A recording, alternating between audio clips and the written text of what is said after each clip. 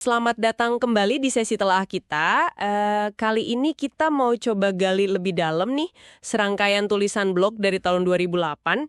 Penulisnya Murad Aga Daftardar. Betul.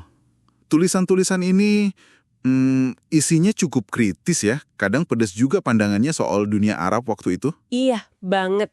Jadi misi kita sekarang ini kita coba pahami bareng-bareng ya, apa sih inti frustrasi dan pengamatan dia, khusus buat Anda yang menyimak. Dan walau ini tulisan lama ya dari 16 tahun lalu, tapi tema-temanya itu soal pemimpin, kondisi sosial, identitas, hubungan sama dunia luar, kayaknya kok masih ada nyambungnya gitu. Masih relevan ya mungkin? Bisa jadi.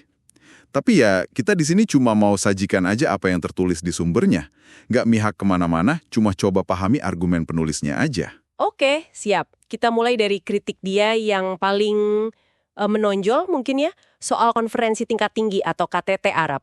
Ah iya, itu dia sebut sebagai, puncak frustrasi dan perpecahan, gitu katanya. Dia soroti gimana pertemuan pemimpin itu seringnya penuh retorika ya. Slogan persatuan, pembebasan, tapi kok kayaknya minim aksi nyata gitu. Iya, terutama buat isu-isu yang menurut dia mendasar banget buat rakyat.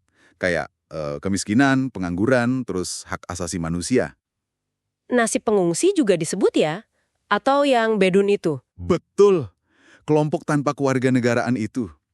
Seolah-olah isu-isu kayak gini tuh tenggelam aja gitu di antara slogan-slogan besar para pemimpin.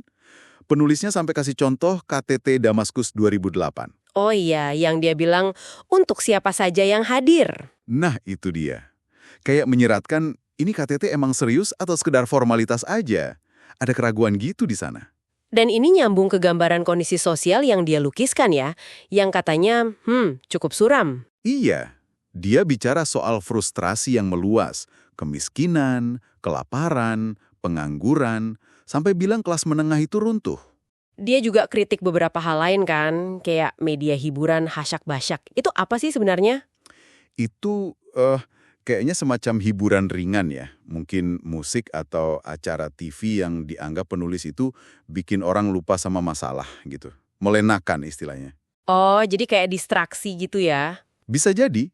Terus dia juga kritik perusahaan telekomunikasi yang dituduh kayak ngeruk duit rakyat. Berat juga ya kondisinya kalau gitu. Banget. Menurut penulisnya, tekanan ekonomi ini bikin fokus masyarakat jadi geser. Perjuangan buat makan sehari-hari yang dia sebut perang roti. Perang roti ya? Iya, perjuangan cari makan itu jadi lebih penting, jauh lebih mendesak daripada mikirin isu politik besar kayak Palestina atau Irak bagi banyak orang waktu itu. Dan ini bisa bahaya ya? Maksudnya potensi gejolak sosial. Nah, itu yang dikhawatirkan penulis. Dia lihat ada bibit-bibitnya di Mesir waktu itu.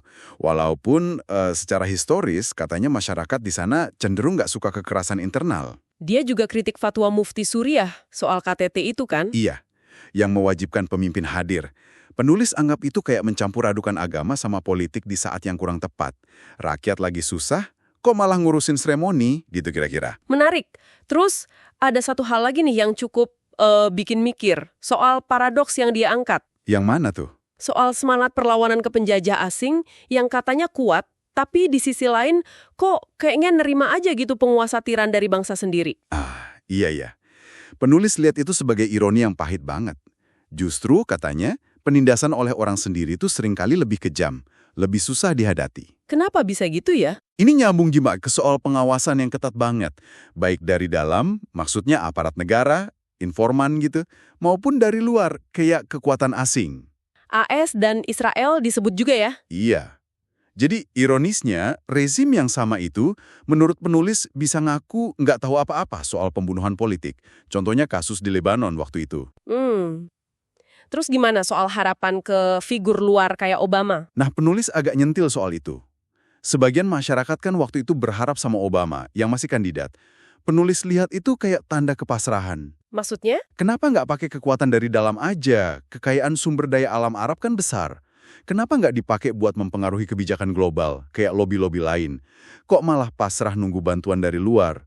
Gitu pandangannya. Oke. Poin yang cukup tajam ya.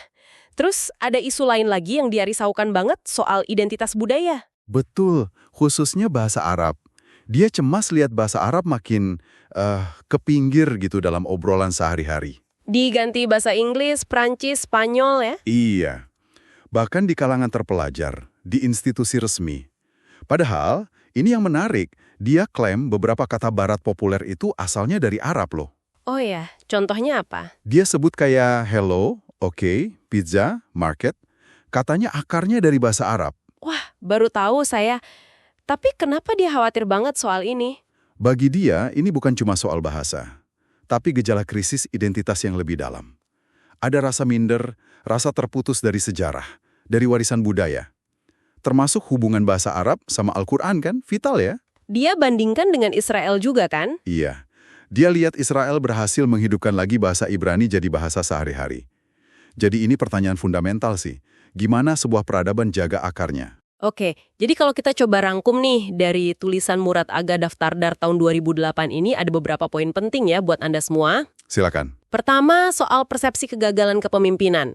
Retorikanya nggak nyambung sama kebutuhan rakyat. Kedua, tekanan sosial ekonomi yang berat banget, sampai bikin orang fokus ke perang roti. Ketiga, ada kontradiksi.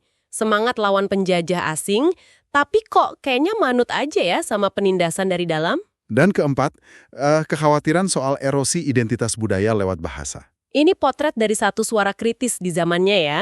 Iya, betul. Nah, sebagai penutup diskusi kita kali ini, mungkin ada satu pertanyaan buat Anda renungkan. Apa tuh? Melihat lagi kritik-kritik dari 2008 ini, kira-kira nih, aspek mana aja yang menurut Anda masih terasa, masih bergema sampai sekarang di kawasan sana? Pertanyaan menarik. Dan pelajaran apa sih yang bisa kita ambil dari perspektif kritis kayak gini? Tentang dinamika perubahan atau tantangan yang mungkin ya masih dihadapi sampai sekarang. Silakan direnungkan. Terima kasih sudah menyimak.